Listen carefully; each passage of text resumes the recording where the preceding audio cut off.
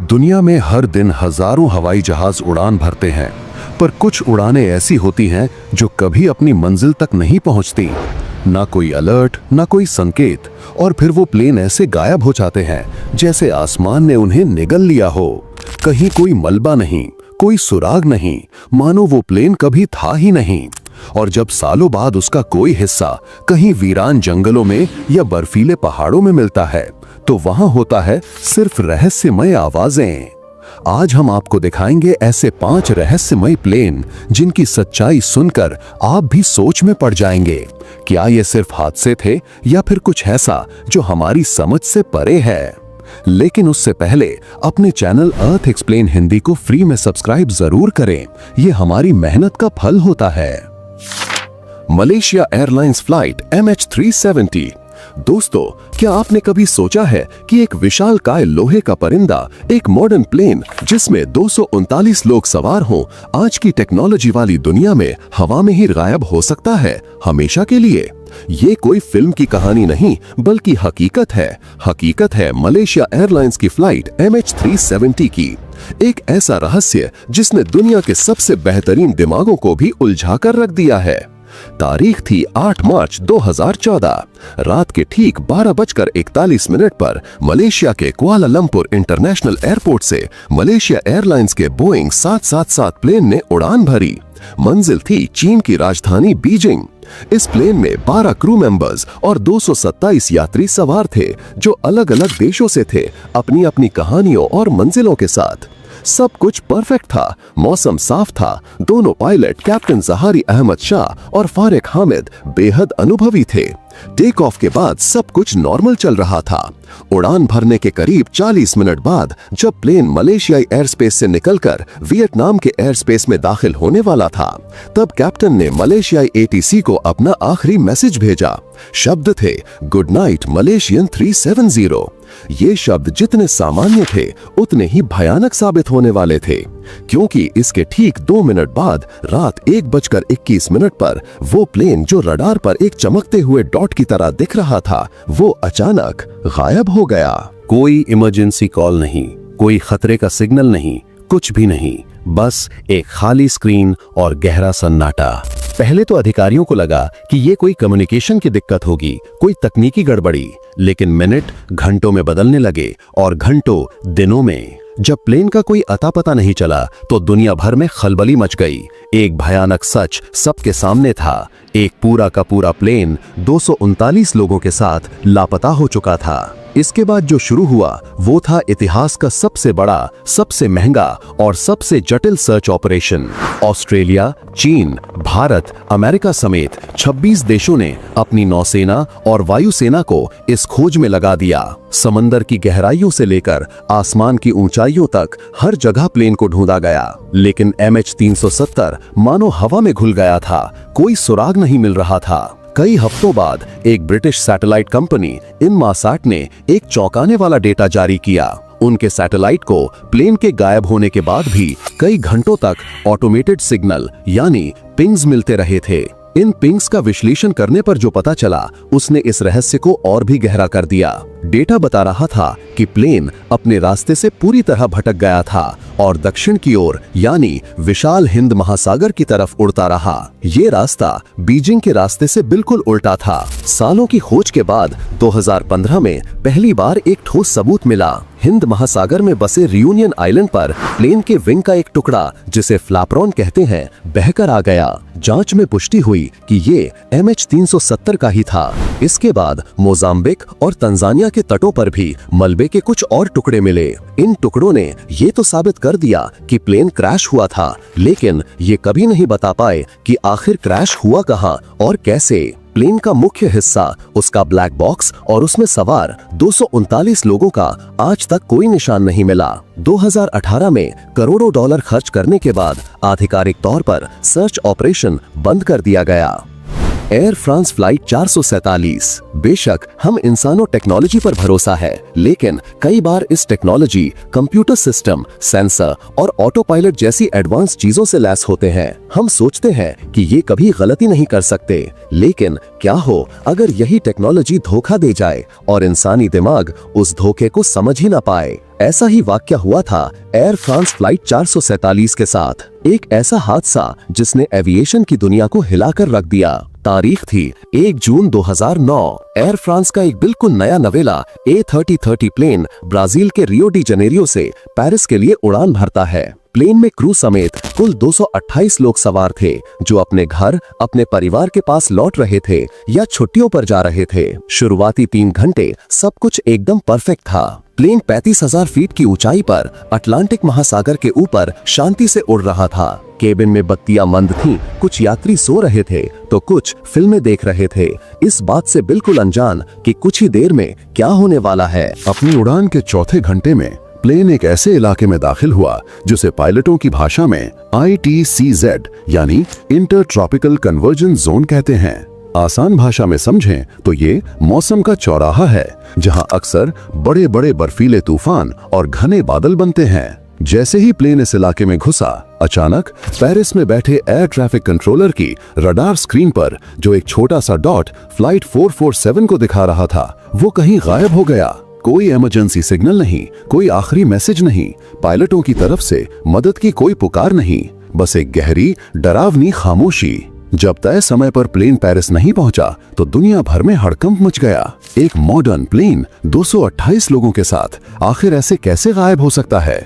इसके बाद शुरू हुई इंसानी इतिहास की सबसे मुश्किल खोजों में से एक, रिसर्च मिशन। ये घास के ढेर में सुई खोजने जैसा नहीं था, ये तो समंदर में सुई खोजने जैसा था।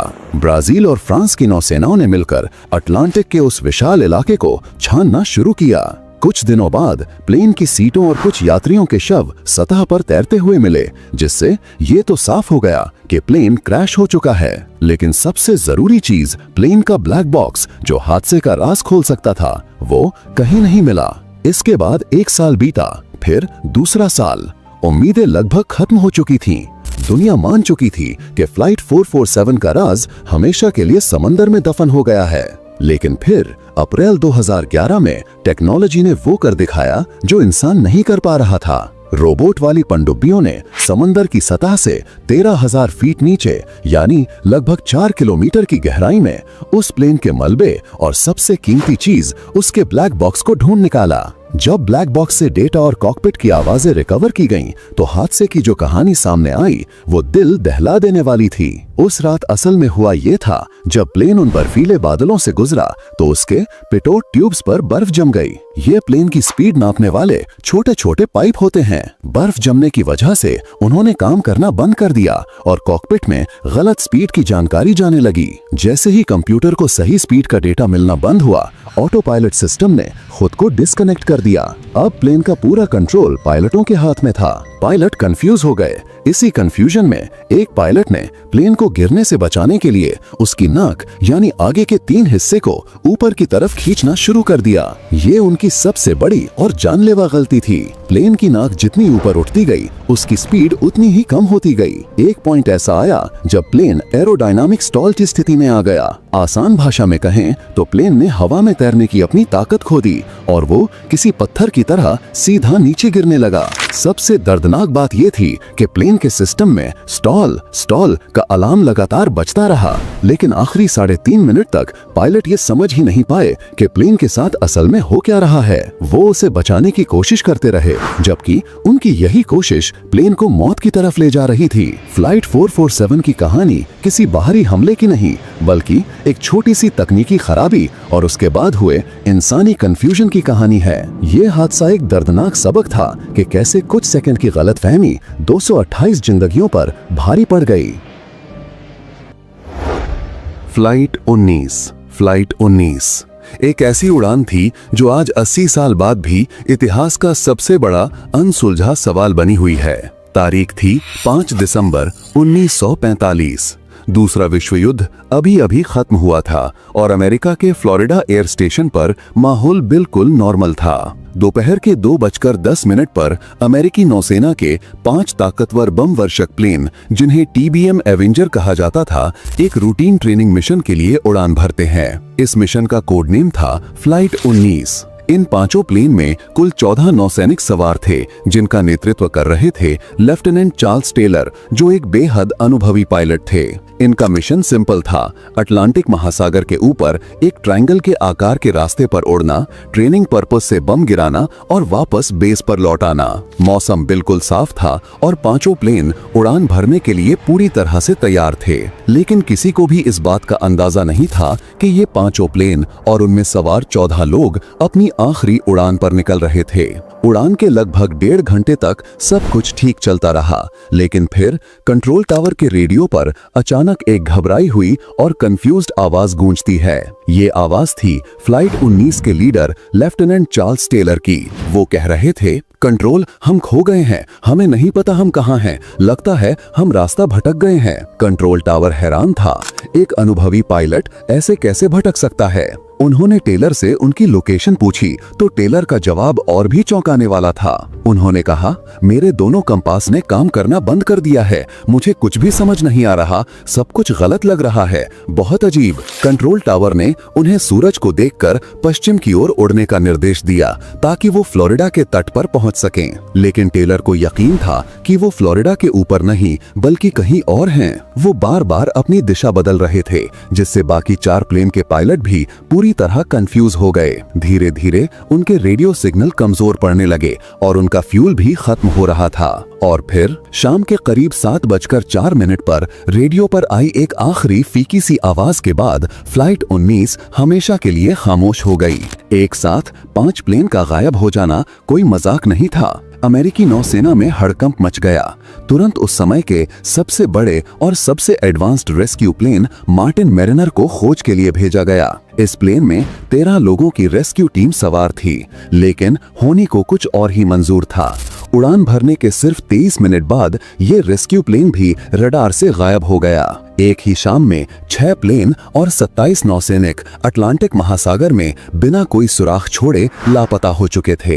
अगले कई हफ्तों तक अमेरिकी नौसेना ने इतिहास का सबसे बड़ा सर्च ऑपरेशन चलाया। लाखों वर्ग किलोमीटर के समुद्री इलाके को छान मारा गया, लेकिन न कोई मलबा मिला, न तेल का कोई निशान और न ही किसी इंसान का कोई नामो निशान, कुछ भी नहीं। इसी एक घटना ने जन्म दिया दुनिया के सबसे बड़े रहस्यों में से एक को, द बर्मुडा ट्रायंगल। पहली बार दुनिया के नक्शे पर एक ऐसे अदृश्य शैतानी त्रिकोण की बात होने लगी जो फ्लोरिडा, बर्मुडा और प्यूर्टो रिको को जोड़ता है। तो आखिर हुआ क्या था फ्लाइट 19 के साथ? एक थ्योरी कहती है कि उस इलाके में धरती का मैग्नेटिक फील्ड बहुत असामान्य है, जो कंपास जैसे उपकरणों को फेल कर देता है। ये टेलर की बातों से मेल खाता है कि उनके कंपास काम नहीं कर रहे थे। कुछ वैज्ञानिक मानते हैं कि समुद्र के नीचे से मीथेन गैस के विशाल बुलबुले निकलते हैं, जो पानी के घनत्व को कम कर देते हैं और किसी भी जहाज को मिनटों में निगल सकते हैं। पर यह थ्योरी हवा में उड़ते प्लेन के गायब होने को नहीं समझा पाती। और फिर आती हैं वो थ्योरीज जो विज्ञान से परे हैं। क्या फ्लाइट 19 को किसी दूसरी दुनिया की ताकत ने अगवा कर लिया था, या वो किसी टाइम वॉर्म होल में फंस गए थे? सबूत किसी के पास नहीं, बस कल्पनाएं हैं। आज इस घटना को लगभग 80 साल हो चुके हैं। एडवांस टेक्नोलॉजी और सबमरीन से समुद्र की गहराइयों को स्कैन करने के बावजूद फ्लाइट 19 और उसके बचाव में गए प्लेन का एक नट बोल्ट तक नहीं मिला। Flying tiger line flight 739। Flying tiger line flight 739 एक ऐसा विशालकाय प्लेन जो अमेरिकी सेना के 93 जांबाज सैनिकों को लेकर उड़ा और फिर आसमान में बस गायब हो गया। न कोई मलबा, न कोई सुराग, बस एक अंतहीन खामोशी। इसकी शुरुआत होती है 16 मार्च 1962। दुनिया कोल्ड वॉर की गिरफ्त में थी और वियतनाम का संकट गहराता जा रहा था। इसी सिलसिले में अमेरिका के गुआम एयरबेस से एक चार्टर्ड सैन्य प्लेन ने फिलीपींस के लिए उड़ान भरी। इस प्लेन में अमेरिकी सेना के 93 सैनिक, 3 दक्षिण वियतनामी सैनिक और 8 क्रू मेंबर सवार थे। ये सैनिक एक अहम मिशन पर वियतनाम जा रहे थे। प्लेन था लॉकहीड सुपर कॉन्स्टेलेशन, जिसे उस जमाने का आसमान का महाराजा कहा जाता था। ये एक भरोसेमंद और शक्तिशाली प्लेन था जो लंबी दूरी के सफर के लिए बनाया गया था।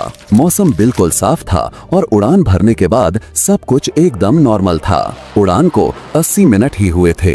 प्लेन प्रशांत महासागर के ऊपर अपनी तयशुदा ऊंचाई पर था। पायलट ने एक सामान्य रेडियो कॉल किया जिसमें सब कुछ ठीक होने की जानकारी दी, लेकिन उस कॉल के बाद सब कुछ बदल गया। अचानक रडार स्क्रीन से उस प्लेन का निशान ऐसे मिट गया जैसे कोई पेंसिल से बनी लकीर को मिटा देता है, हमेशा के लिए। कोई इमरजेंसी कॉल नहीं, कोई मदद की गुहार नहीं, कोई तकनीकी खराबी का मैसेज नहीं, कुछ भी नहीं। 107 लोगों से भरा एक विशाल प्लेन बस हवा में विलीन हो गया। जैसे ही प्लेन के गायब होने की खबर मिली, अमेरिकी सेना में हड़कंप मच गया। तुरंत उस समय के सबसे बड़े सर्च ऑपरेशनों में से एक लॉन्च किया गया।